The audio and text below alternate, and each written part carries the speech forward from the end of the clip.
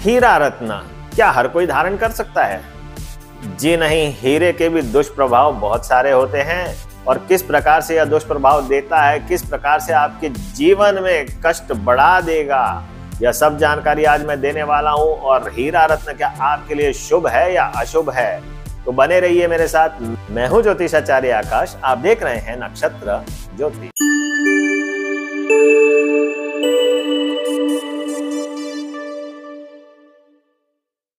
तो बात करते हैं कि हीरा किस प्रकार से दुष्प्रभाव दिखाएगा। जी हाँ, आप सभी जानते हैं कि लग्जरी जो है हर कोई चाहता है अपने लाइफ में।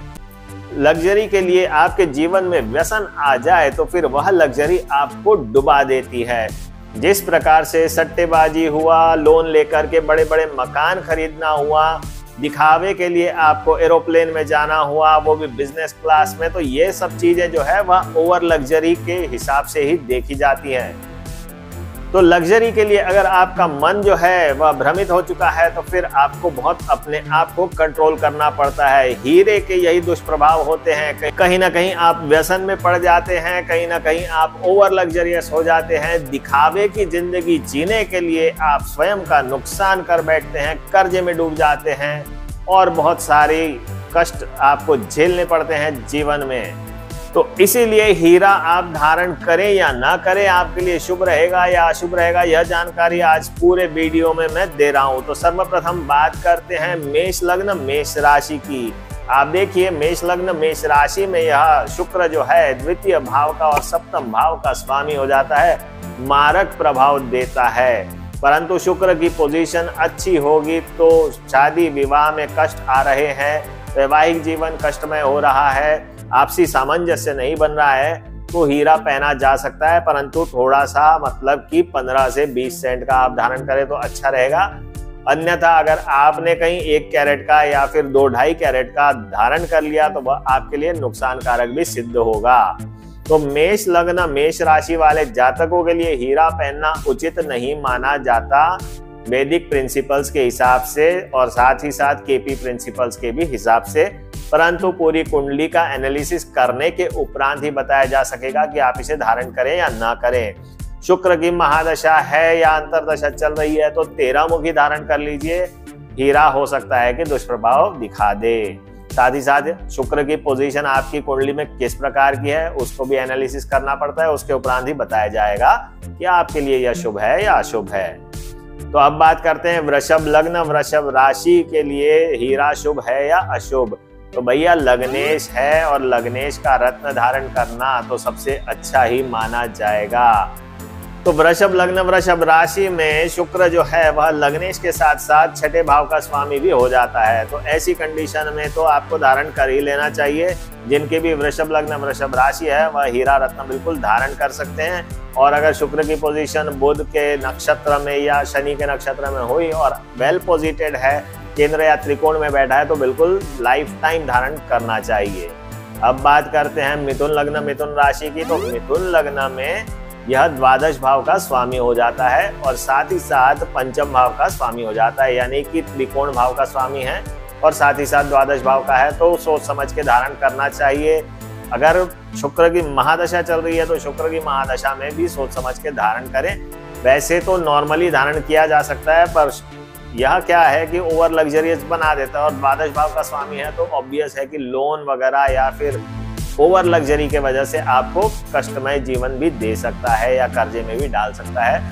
तो आप मिथुन लग्न मिथुन राशि वाले जातक जो है सोच समझ के धारण करें। वैसे तो धारण किया जा सकता है, वेल पोजिटेड है या बुध के नक्षत्र में है तो अच्छा ही माना जाएगा। तो मिथुन लग्न मिथुन राशि के लिए हीरा रत्न तो उपयुक्त रहता ही है। अब बात करते हैं कर्क लग्न कर्क राशि वाले जातकों के लिए। तो कर्क लग्न में यह चतुर्थ भाव का स्वामी एकादश भाव का स्वामी हो जाता है। शुक्र की महादशा चल रही है तो ऑब्वियस है कि आप इसे धारण कर सकते हैं, अन्यथा इसे धारण ना करें तो उचित रहेगा। अब बात करते हैं सिंह लग्न सिंह राशि वाले जातकों की। तो सिंह लग्न में यह दशम भाव का स्वामी हो जाता है, साथ ही साथ तृतीय भाव का भी स्वामी हो जाता है। तो कार्य क्षेत्र में किसी प्रकार से परेशानियां आ रही है, कार्य क्षेत्र निश्चित नहीं कर पा रहे हैं, कंफ्यूजन है कि क्या करें क्या ना करें, ऐसी कंडीशन में अगर शुक्र की महादशा चल रही है तो आप इसे धारण करके देख सकते हैं, वो भी ज्योतिष की सलाह के उपरांत। अन्यथा क्योंकि इसको धारण करना उचित नहीं रहेगा, सूर्य की लगन है, सूर्य की राशि है और शुक्र की सूर्य के साथ नहीं बनती। तो सिंह लगन सिंह राशि वाले जो जातक है वह सोच समझकर ही हीरा धारण करे। अब बात करते हैं कन्या लग्न कन्या राशि वाले जातकों की। तो कन्या लगन में यह द्वितीय भाव का स्वामी हो जाता है, साथ ही साथ भाग्य भाव का भी स्वामी हो जाता है, तो बिल्कुल इसे धारण करना आवश्यक ही रहेगा। कन्या लग्न कन्या राशि वाले जातक, क्योंकि शुक्र जो है वह द्वितीय भाव साथ ही साथ नवम भाव का स्वामी हो जाता है और अगर अच्छी पोजीशन में केंद्र त्रिकोण में बैठा है तो बिल्कुल इसे धारण कर लेना चाहिए। साथ ही साथ आपको देख लेना चाहिए कि किस नक्षत्र में है। कहीं मंगल के नक्षत्र में हुआ तो आपको विपरीत प्रभाव भी दे सकता है, अन्यथा बाकी किसी ग्रह के प्रभाव में है तो कोई दिक्कत वाली बात नहीं बैठती। तो मेन अगर कन्या लग्न कन्या राशि वाले जातकों की शुक्र की दशा चल रही है तो धारण कर लें, शुक्र की दशा नहीं भी चल रही है तो भी धारण करने में कोई नुकसान नहीं होता है, परंतु जब भी धारण करें ज्योतिषीय सलाह के उपरांत ही धारण करें तो बेस्ट रहेगा।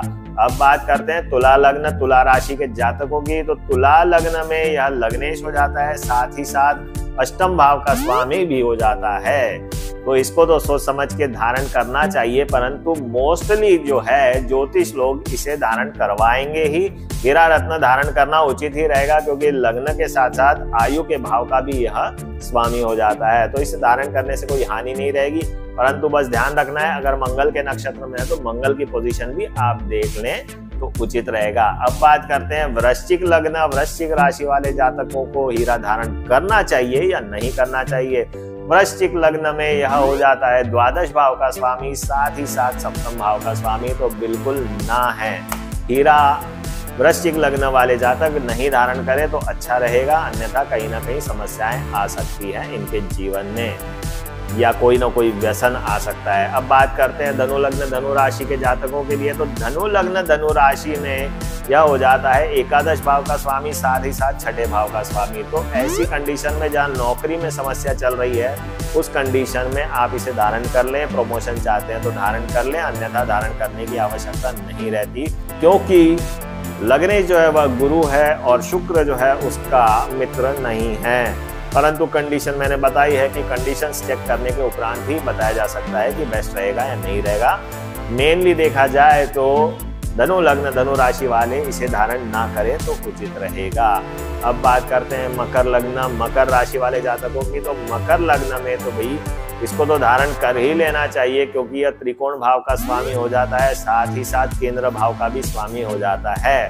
तो ऐसी कंडीशन में मकर लग्न के जातकों के लिए अगर शुक्र भी केंद्र और त्रिकोण में बैठा होगा तो बिल्कुल 100% बेस्ट रिजल्ट आपको देगा। तो डायमंड पहनना आपके लिए बहुत अच्छा साबित होगा।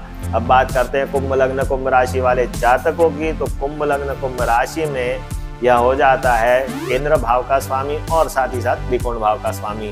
तो शुक्र जो है इसका रत्न हीरा बिल्कुल आप धारण कर लें, आपके लिए बहुत फायदेमंद रहेगा और लाभकारी सिद्ध होगा और किसी भी प्रकार के जो कष्ट है उससे भी मुक्ति दिलाने में यह सहायक होगा। साथ ही साथ शुक्र जो आप जानते ही हैं कि पुरुष की कुंडली में स्त्री सुख का कारक माना जाता है, इसलिए भी कहीं ना कहीं वैवाहिक जीवन में दिक्कतें आ रही है, अफेयर्स में कुछ प्रॉब्लम्स आ रही है, गर्लफ्रेंड के साथ नहीं बन रही है, तो ऐसी कंडीशन में भी हीरा रत्न पहना जा सकता है। मीन लग्न मीन राशि वाले जातकों के लिए तो हीरा रत्न धारण करना बिल्कुल भी उचित नहीं है क्योंकि यह तृतीय भाव और साथ ही साथ अष्टम भाव का स्वामी हो जाएगा। तो ऐसी कंडीशन में हीरा रत्न पहनना आपके लिए हानिकारक होगा ही होगा। इन केस अगर यह लग्न में ही हो, भले ही उच्च का हो, तब भी आप सोच समझ के धारण करें, वैसे तो बिल्कुल मना ही है। परंतु अगर शुक्र की दशा चल रही है, महादशा और अंतरदशा चल रही है तो 13 मुखी रुद्राक्ष आपके लिए ज्यादा लाभकारी सिद्ध हो सकता है। हीरा रत्न आपके लिए ज्यादा उपयोगी नहीं रहेगा। तो यह थी पूरी जानकारी प्रिय दर्शकों। हीरा रत्न आप धारण करें या नहीं करें, आपको यह जानकारी अच्छी लगती है तो लाइक अवश्य कर दीजिए। साथ ही साथ आप मेरे चैनल पे पहली बार आए हैं, पहली बार आप मेरा वीडियो देख रहे हैं तो चैनल को सब्सक्राइब करना ना भूलें। आपके जीवन में किसी भी प्रकार की कोई समस्या है जो कि ज्योतिष के माध्यम से हल हो सकती है तो आप मुझसे संपर्क कर सकते हैं। यदि आपकी जन्म तारीख जन्म समय जन्म स्थान भी नहीं है तो भी हम प्रश्न कुंडली के माध्यम से आपको हल दे सकते हैं, क्योंकि केपी ज्योतिष में प्रश्न कुंडली के माध्यम से भी बहुत सारी चीजें बताई जा सकती है, बहुत सारे आपके जो क्वायरीज है, जो आपके प्रश्न है, उसका उत्तर मिल जाता है। तो आज के लिए इतना ही प्रिय दर्शकों। जय भारत, जय गणेश, जय श्री कृष्ण।